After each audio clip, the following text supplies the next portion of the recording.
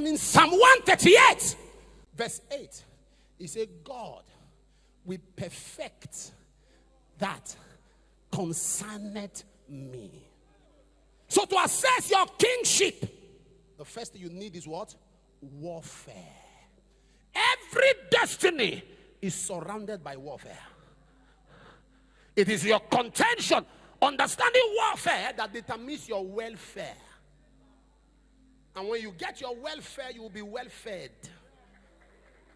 War surrounds your testimony. You see, don't copy. You see, don't act like Solomon, who you think had no war to fight. David contended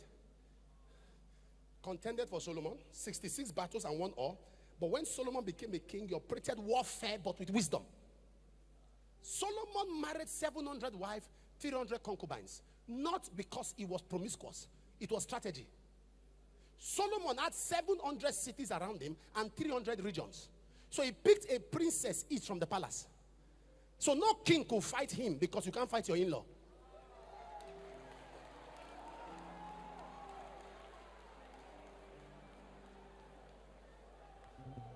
You are putting your hands on your head. You didn't know that.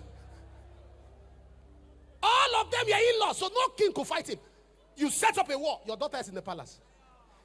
1,000. He didn't know all of them. Solomon was not calling the wives by name. He was calling them by codes. Florence 202. So sometimes God does not consult with your present to determine your future.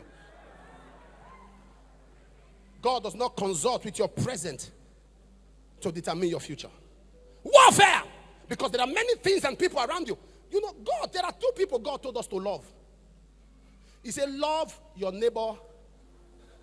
In that moment, they say, love your enemies. Only those 2 people. Love your neighbor, love your enemies. Because your enemies are amongst your neighbor.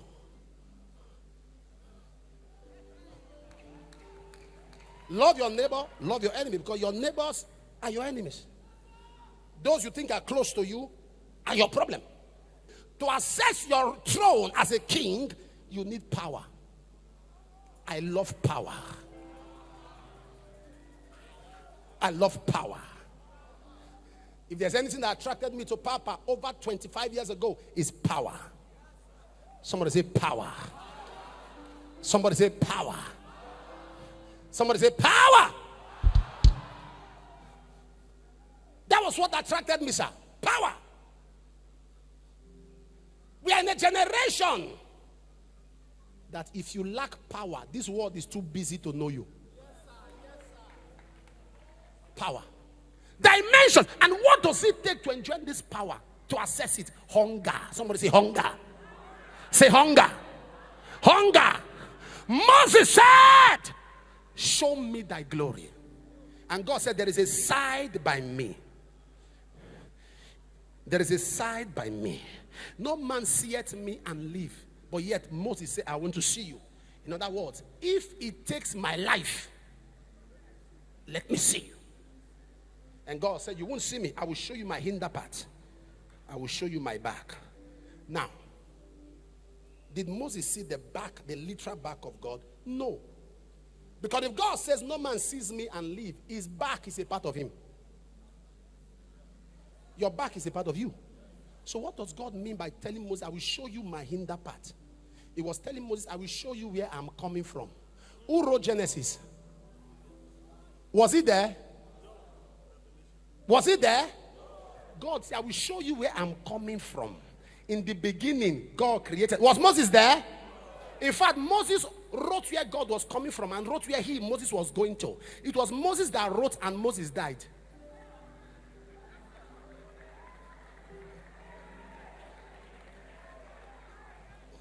Oh, you are not following what I'm saying. Papa, it was Moses that wrote Deuteronomy. He wrote and Moses died. When he wrote Moses died, he was still alive. Hunger. Moses walked. Moses saw a side of God. Moses became a god. He became a celestial. That is why men could not kill him. It took God to kill him. Because terrestrials don't kill celestials. Men can't kill God. After Christ died and God buried him, Satan requested for his body because they needed to take it to their zoo to understand how can a man be so close to God that he became a god.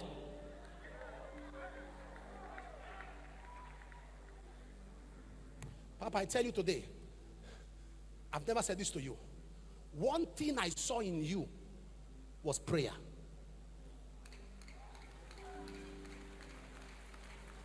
Those who know me complain, you fast, you pray, you fast. I tell them, this is the only key I've seen in the life of men who are still standing. 51 years of ministry. You were preaching in Puerto Rico years ago. I watched the tape now. That time your hair plenty. And he said, I can't leave my house without doing at least 5-6 hours. You know, there are things people get from a meeting, but there are things I get. I don't listen to men's success. I listen to the process.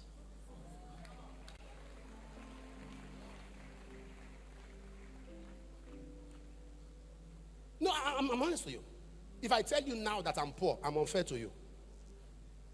If I tell you now that God has not blessed me, I'm unfair. It's not humility. I'm lying. If you still know how much you have in your account, you are broke.